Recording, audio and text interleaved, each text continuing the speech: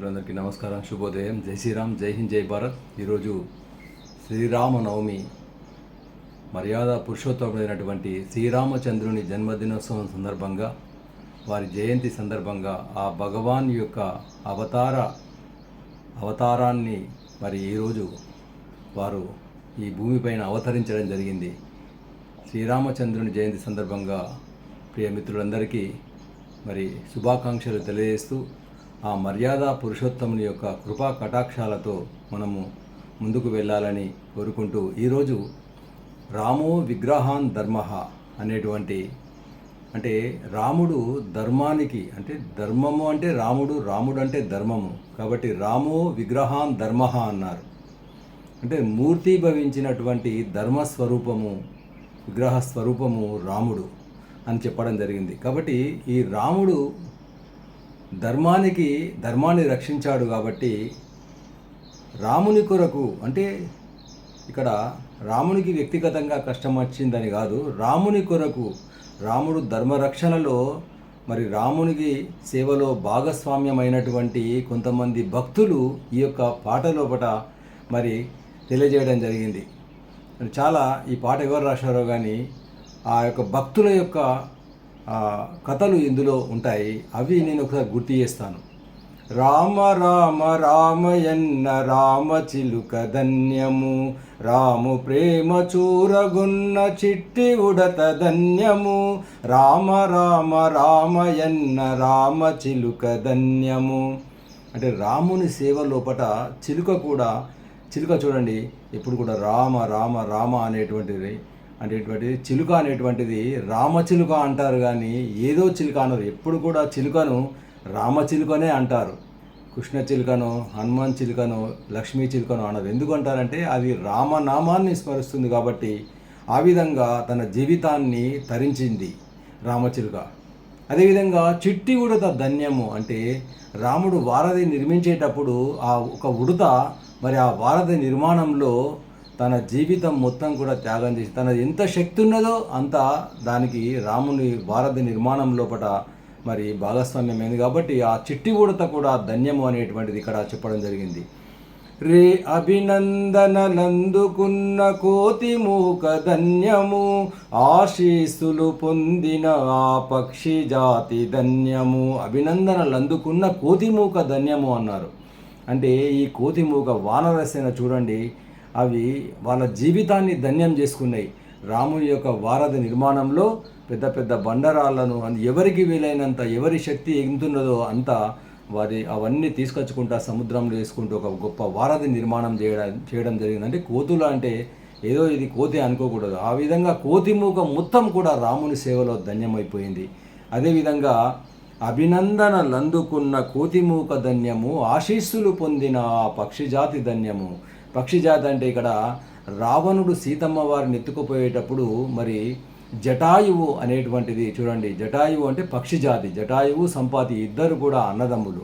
ఆ విధంగా జటాయువు రావణుడితోటి పోరాడి తన రెక్కలు రెండు కూడా కోల్పోయి భూమిపైన మరి ఆ విధంగా తన తనువు రాముని సేవలో, ధర్మరక్షణలో చాలించడం జరిగింది. రాముడు ఆ జటాయువు ఒక పక్షి అనుకోకుండా దానికి అంత్యక్రియల సంస్కారం, అంత్యేష్టి సంస్కారం చేసి తన యొక్క ధర్మాన్ని నిర్వర్తించడం జరిగింది. ఆ విధంగా అభినందనలందుకున్న కోతిమూక ధన్యము, ఆశీస్సులు పొందిన ఆ పక్షి జాతి ధన్యము. కాబట్టి కోతిమూక ధన్యమైపోయింది, పక్షి జాతి జటాయువు సంపాతి ఆ పక్షి జాతి కూడా ధన్యమైపోయింది.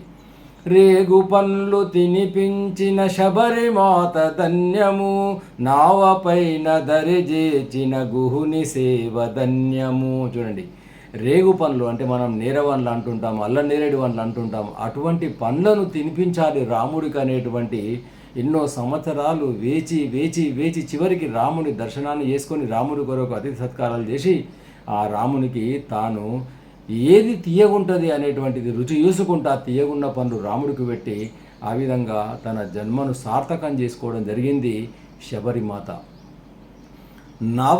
నావ నడిపి దరిచేర్చిన గుహుని సేవ ధన్యం. ఒక నిమ్న జాతికి చెందినటువంటి మరి ఒక నిషాద రాజ్యానికి చెందినటువంటి ఒక అంటరాని వాడు అనుకోండి, అటువంటి గుహుడి పడవలో ఎక్కి మరి నది దాటడం అనేటువంటిది, సరయూ నది దాటడం అనేటువంటిది జరిగింది. కాబట్టి ఆ విధంగా తను చేసినటువంటి ఆ యొక్క గుహుడు కూడా రాముని సేవలో తన జీవితాన్ని ధన్యం చేసుకోవడం జరిగింది.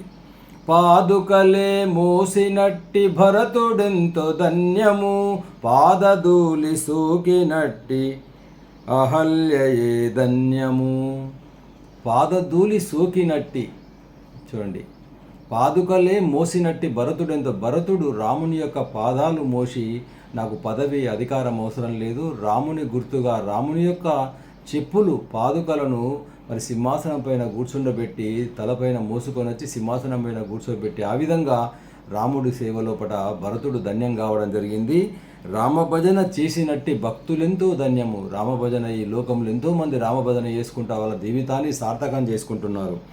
పాదధూళి సోకినట్టి శిల ఎంతో ధన్యము, వారధి నిలిపిన సాగర జలమెంతో ధన్యము.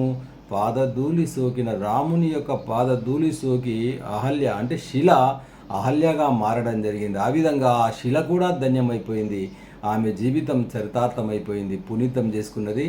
వారధి నిర్మించిన సాగర జలం అంటే సముద్రుడు కూడా తన యొక్క మరి ఎక్కువ ఇట్లా ఉప్పొంగకుండా మరి భీకర రూపం దాల్చకుండా ప్రశాంతంగా మరి ఆ వారధి నిర్మాణం చేస్తుంటే ప్రశాంతమైనటువంటి స్వరూపం లోపల ఆ యొక్క సాగర జలము కూడా వారధి నిర్మాణం లోపల తన జీవితాన్ని ధన్యం చేసుకోవడం అనేటువంటిది జరిగింది. మధురాతి మధురము రెండక్షరాల మంత్రము, మధురాతి మధురము రెండక్షరాల మంత్రము, సర్వధర్మమూర్తిత్వము రాముని అవతారము, రామ రామ రామయన్న రామ చిలుక ధన్యము, రాము ప్రేమ చూరగొన్న చిట్టి ఉడత ధన్యము. ఆ విధంగా వీళ్ళందరూ కూడా మరి సర్వధర్మ మూర్తిత్వం రాముని అవతారం కాబట్టి అన్ని ధర్మాలకు మూలమైనటువంటి ఆ యొక్క మర్యాద పురుషోత్తముడైనటువంటి రాముడు యొక్క స్వరూపము అంత గొప్పది కాబట్టి వీళ్ళందరూ కూడా రాముని సేవలోపట నిమగ్నమై తమ జీవితాలను సార్థకం చేసుకోవడం జరిగింది. కాబట్టి సత్యధర్మ మూర్తిత్వము అంటే సత్యం అంటే రాముడు, రాముడు అంటే సత్యము, ధర్మం అంటే రాముడు, రాముడు అంటే ధర్మం అనేటువంటి పర్యాయ పదాలు. కాబట్టి ఆ యొక్క రాముని సేవలో తరించినటువంటి అందరిలాగా మన జీవితాలను కూడా రాముని సేవలో కూడా నిమగ్నం చేయడానికి ధర్మరక్షణ అంటే హిందూ ధర్మాన్ని రక్షించడానికి మనం అందరం కూడా కంకణం కట్టుకుందామని ఈ సందర్భంగా మనం రాముని జయంతి నాడు ప్రతిజ్ఞ చేస్తూ ముందుకు వెళ్దామని తెలియజేస్తూ జై శ్రీరామ్.